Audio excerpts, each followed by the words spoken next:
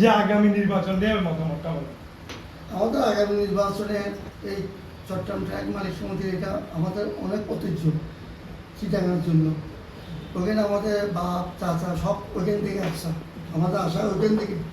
আমরা ট্র্যাক ও গভর্নমেন্ট অ্যাসোসিয়েশনের একজন মেম্বার ওইখানে। কিন্তু আমাদের একটা প্রত্যাশা সাধারণ, আমরা এতটুকু আসছি ওখান থেকে আসছি।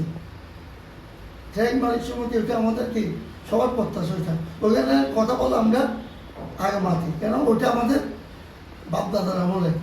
আজকে ওখানে ইলেকশন যখন শুরু হয়ে গেছে, দুজন আমাদের আত্মীয় স্বজন ভাই বেড়া, আমরা এমন জনকে পাঠাবো যে সাধারণ একজন কোম্পানিকে সহযোগিতা করতে পারে, ওইরকম নেতৃত্ব আমরা চাই।